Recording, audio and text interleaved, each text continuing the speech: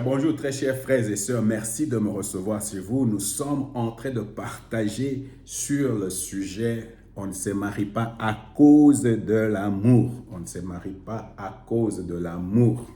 Alors, vraiment, l'autre fois, j'avais déjà donné 4 délivrances qui doivent se passer dans la vie d'un chrétien, de quelqu'un qui cherche à connaître la volonté de Dieu, d'entrer dans son destin ou de rencontrer l'homme ou la femme que Dieu a préparé pour lui ou pour elle. Alors, vraiment, pour cela, tu dois connaître 4 délivrances. La première délivrance, il faut être délivré de ce monde présent, de l'influence de ce monde présent. Alors, nous avons dit que l'une des raisons pourquoi dans nos églises, il y a beaucoup d'hommes et beaucoup de femmes, mais il n'y a pas de mariage, c'est parce que nous sommes beaucoup plus influencés par le monde. Alors, le monde nous influence. Par exemple, les montants de dot, les critères que nous avons ne correspondent pas à la parole de Dieu, ni à la volonté de Dieu, ni à ce que le Saint-Esprit veut de nous, mais nous nous orientons beaucoup plus à ce que le monde dit ou fait. Alors, c'est l'influence du monde. La deuxième des choses, c'est l'influence de la loi.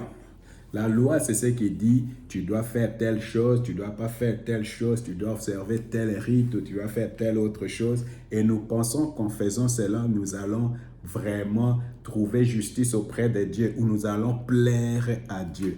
Et pourtant, la seule chose que la loi peut faire pour toi, c'est de te rendre enfant. C'est seulement à un enfant qu'on dit tout le temps ce qu'il doit faire ou ce qu'il ne doit pas faire.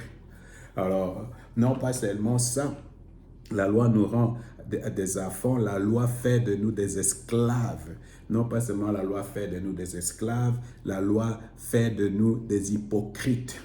C'est pour cette raison que nous avons dit, pour être délivré de la loi et devenir adulte, il faut se laisser conduire par le Saint-Esprit. Il faut se laisser conduire par le Saint-Esprit. La meilleure prière que tu peux faire, c'est de dire, Saint-Esprit, conduis-moi vers l'homme et la femme que tu as préparé pour moi. Pourquoi? Parce que la Bible dit, les gens qui sont conduits par le Saint-Esprit ne sont plus sous la loi, ou les enfants de Dieu, ce sont ceux qui se laissent conduire par le Saint-Esprit. D'ailleurs, à propos, quand vous lisez Romains chapitre 8, verset 16, la Bible dit, le Saint-Esprit lui-même apporte un témoignage dans nos cœurs que nous sommes enfants de Dieu. Si vraiment tu es un enfant de Dieu et que Dieu te conduit vers la femme que tu vas préparer, tu vas recevoir ce témoignage par le Saint-Esprit dans ton cœur que ça, c'est la femme que j'ai préparée pour toi. C'était la même chose quand Marie et Élisabeth se sont rencontrés. Les enfants ont donné témoignage. Ok, ça c'est un autre enseignement. Mais en dehors de tout cela, nous avons dit, ces 2 délivrances ou ces 2 problèmes agissent de l'extérieur. Mais il y a 2 choses ou des délivrances qui doivent se passer si nous voulons expérimenter la délivrance de Dieu. Et ces délivrances se passent à partir de l'intérieur.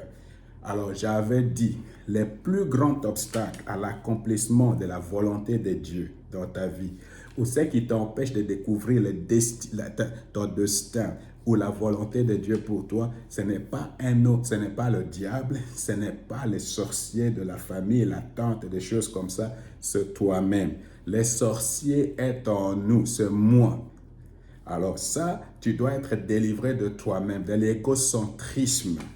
Non pas seulement tu dois être délivré de l'égocentrisme, tu dois être délivré des désirs et passions, tes propres désirs et passions. C'est ce pourquoi on a parlé de la délivrance de la chair. Aujourd'hui, moi, je voulais vous parler de laisser Dieu choisir pour toi. Je répète ce sujet, laisser Dieu choisir pour toi. Encore une fois, laisse Dieu choisir pour toi. Alors, c'est pour cette raison qu'on ne se marie pas à cause de l'amour, mais on se marie parce que Dieu a choisi la femme pour toi. Ou Dieu a choisi l'homme pour toi. Alors, beaucoup de nous ont des difficultés à croire que Dieu peut choisir pour nous. Alors, maintenant, mon frère, ma soeur, si tu veux le meilleur de Dieu, je le répète, il faut laisser Dieu choisir pour toi. Alors, quelquefois, moi, j'ai mon choix et Dieu a son choix. Alors, lequel est le mieux? Alors, il y a des gens qui vont dire, c'est comme beaucoup de gens disent, Dieu ne doit pas choisir sur moi. C'est moi qui va marier la femme ou c'est moi qui va aller dans le mariage avec cet homme. Alors, ce moi, ce sont mes critères. C'est pourquoi je parle de ce sont moi, mes critères qui vont prévaloir. Parce que ce moi, alors, moi, j'ai le libre arbitre et moi, j'ai la capacité et la responsabilité de choisir l'homme ou la femme de ma vie. Alors, c'est vrai, tu es libre, tu as le libre arbitre, mais toi aussi, tu peux vraiment prendre la décision de laisser Dieu choisir pour toi, de te retirer de tout cela et laisser Dieu choisir pour toi. Alors, tu comprends que la décision de laisser Dieu choisir pour moi, elle vient de moi-même, c'est ma responsabilité, c'est moi qui prends cette décision-là. Vous comprenez? C'est pourquoi Dieu ne va jamais violer ton libre arbitre ni ta volonté. Alors, parce que nous parlons de nos propres choix et le choix de Dieu. Voilà ce qui m'est arrivé, moi, personnellement.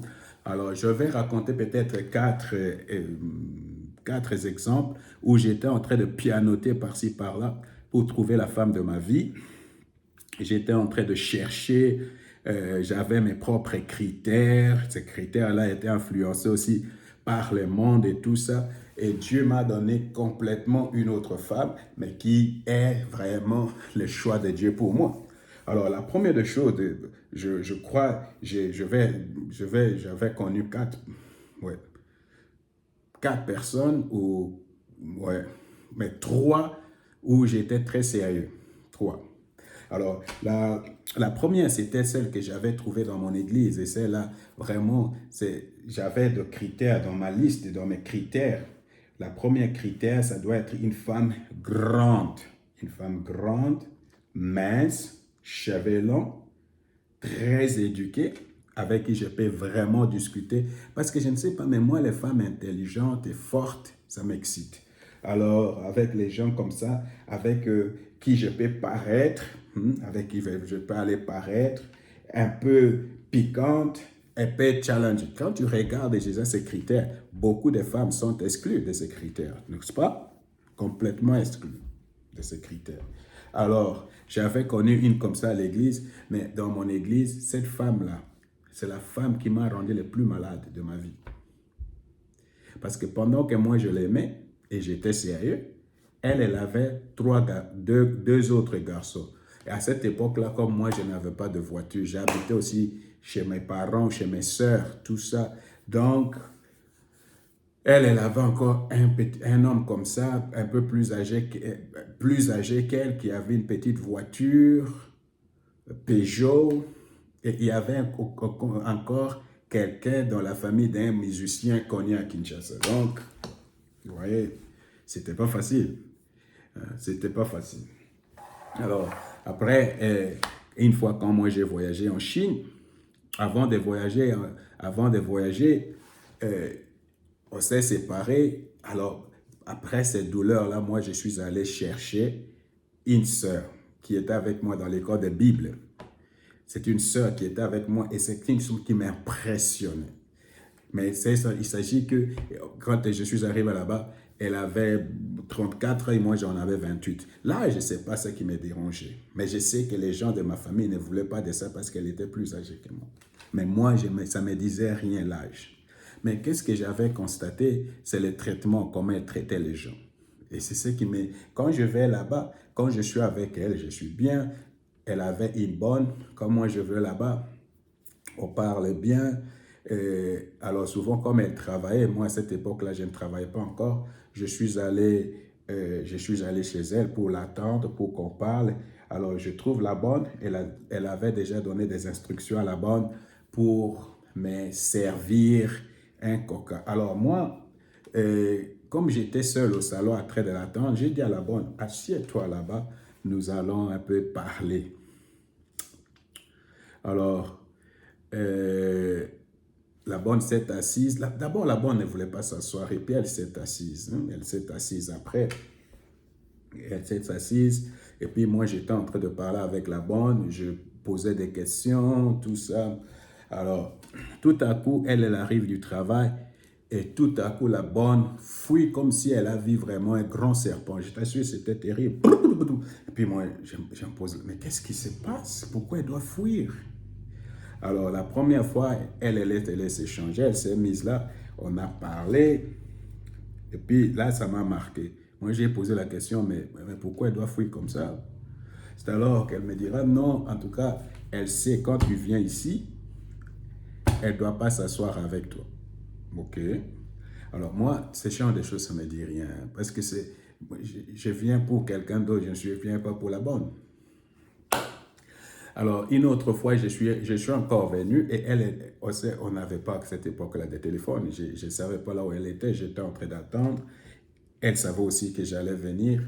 Elle vient et dès qu'elle arrive, moi aussi, cette fois-ci, j'étais encore avec la bonne. La bonne m'a servi le coca. Et tout à coup, dès qu'elle arrive, la bonne est partie. Cette fois-là, je ne pense pas que la bonne est partie parce que j'avais dit, restez là.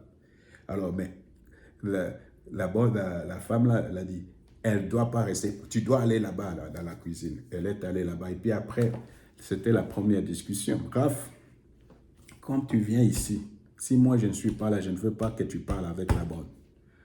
Moi je dis, mais pourquoi? Non, je ne veux pas que tu parles avec la bonne. Je ne veux pas. Je ne suis pas encore là, tu dois m'attendre. Je ne veux pas trouver la bonne ici avec toi au salon. Ok, c'est pas un problème. Alors, l'autre fois, je suis venu, cette fois-là, j'étais très, très matinal chez elle. Je suis arrivé vers...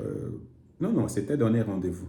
C'était donné rendez-vous que j'aille chez elle. Le matin, je suis allé chez elle. Qu'est-ce que j'ai trouvé là-bas? Il y avait un autre homme qui était médecin, c'est elle qui me l'avait présenté, et moi. Alors, cette femme-là, qu'est-ce qu'elle faisait? Je ne sais pas, elle était en train de nous comparer. Et ces jours-là, je me suis senti très mal à l'aise. Et c'est ces jours-là, j'ai dit non, j'arrête. Alors, c'est comme ça, après cette expérience, je suis allé en Chine. En Chine, j'ai connu des Chinoises. Il y avait beaucoup de candidatures, beaucoup de femmes qui m'intéressaient, mais elles ne répondaient pas à beaucoup de critères qui étaient le mien. Alors, quand j'étais en Chine, mon frère Yves Nitou m'a appelé pour me dire, frère Raph, la sœur là que tu avais laissée ici s'est mariée. La sœur là s'est mariée avec un autre frère, avec l'un de ses hommes. Vous ne savez pas qu'est-ce que cela te fait quand tu es à l'étranger, tu as fait toute ta confiance en train d'attendre quelqu'un, tu es sérieux et tu écoutes quelque chose comme ça. Je te dis, j'étais paralysé. Quand le frère m'appelait, mes tremblait. Et je dis au frère, il n'y a pas de problème. Alors j'ai décidé, c'est la première fois de ma vie, j'ai décidé de demander une femme à Dieu. J'ai prié pendant 2 ans en train de demander une femme à Dieu. Dieu, donne-moi une femme. Dieu, donne-moi une femme. Dieu, donne-moi une femme qui va me faire oublier tout ce que j'ai fait comme bêtises, là où j'ai pianoté, tout ça. Aide-moi, Seigneur Dieu, donne-moi une femme. Dieu, donne-moi une femme. Et un jour, j'étais en jeûne, je suis allé à l'église. Et pendant que j'étais à l'église, j'attends la voix d'une femme. Une femme qui ne connaissait même pas à cette époque-là Dieu. Oh non, Dieu est en train de me chasser dans le monde entier.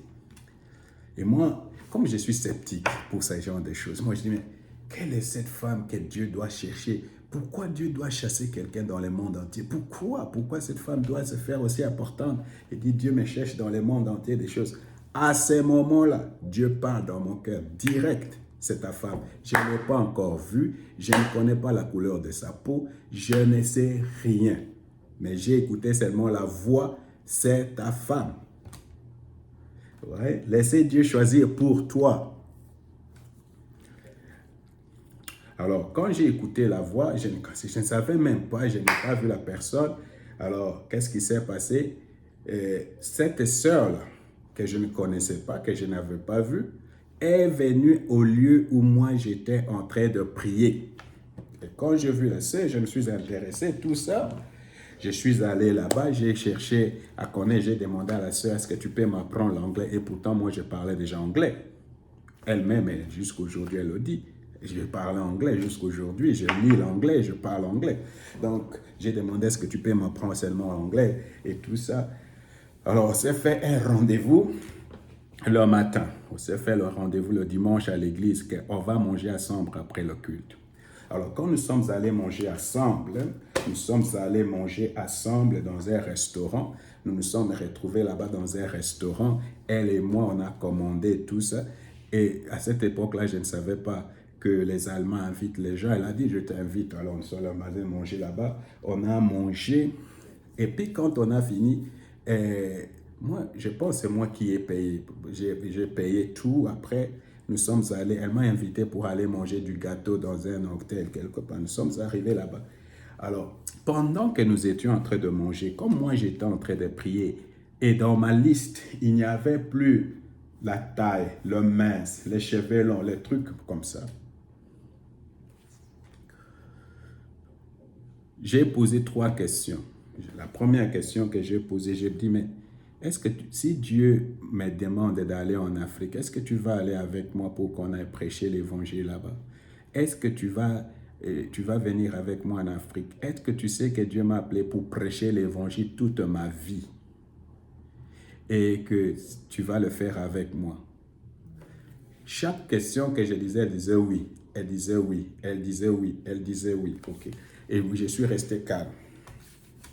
Après, quand nous sommes allés manger ce gâteau-là à 16 heures, c'est alors que j'ai regardé la femme dans les yeux. Elle ne me connaissait. On venait à peine de se connaître. Comme elle a rempli toutes les conditions qui étaient pour moi les conditions primordiales, principales, une chrétienne qui va venir m'aider, qui va aller avec moi proclamer l'évangile, et elle était prête d'aller avec moi partout où moi je vais aller. Alors, il faut lire dans la Bible pour connaître tout ça. Par exemple, Ruth dit que ton Dieu devient mon Dieu, ton pays devient mon pays. Des choses. Il faut connaître la Bible. C'est pourquoi beaucoup de chrétiens font la même erreur que moi j'ai fait avec des listes, des choses comme ça, et ça ne marche pas. Dieu m'a donné une femme. Après que j'ai prié 2 ans. Alors, il ne faut pas avoir peur. Oh, maintenant, moi, si j'ai pris 2 ans, je dois faire comme mes frères. Non, Dieu peut répondre à ta prière dans 1 an, dans 1 mois, dans quelques jours. Tu n'as pas besoin. Chez moi, Dieu savait pourquoi il fallait prendre 2 ans. Je ne sais pas pourquoi. Alors, qu'est-ce qui s'est passé? Quand nous sommes arrivés au Kempinski Hotel, alors j'ai dit à la femme, je vais te marier. Elle ne pouvait pas y croire. Comment je peux dire, je vais marier quelqu'un? On venait juste de te connaître. Oh, mais je savais, Dieu m'avait dit, c'est ta femme.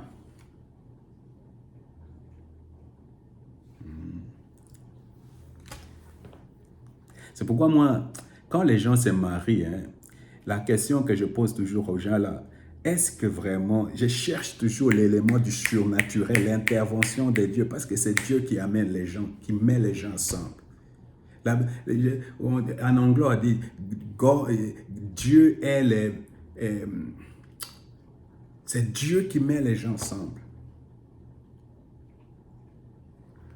Alors, quand je lui dis ça, un autre jour, nous nous sommes rencontrés, et elle dit toujours, elle ne sentait pas l'amour, moi, je ne sentais pas l'amour, mais au fur et à mesure que nous évoluons, Dieu a commencé à mettre de l'amour entre nous, et nous sommes mariés maintenant 22 ans.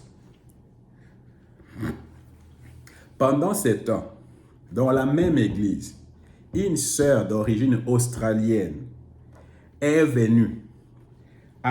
Et elle remplissait tous ces critères, mes propres critères à moi. Géante, mince, longs cheveux et tout ça. Elle commençait à m'appeler tout le temps, Raph, tout ça. Et il y avait la confusion. J'étais confondu maintenant.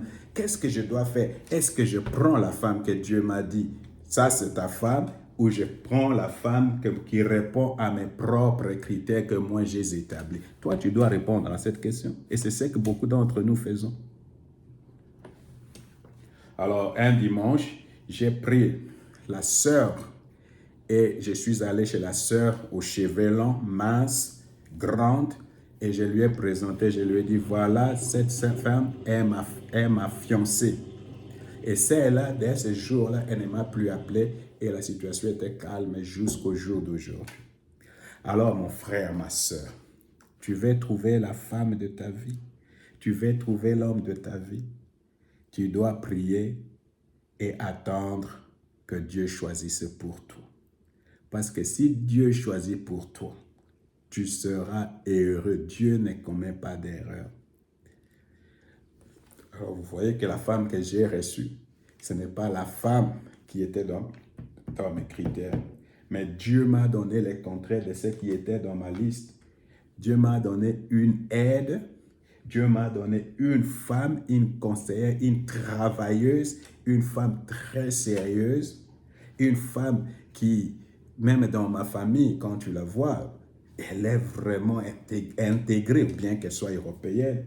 Une femme qui est prête à mourir pour moi, qui est prête à mourir pour cette famille.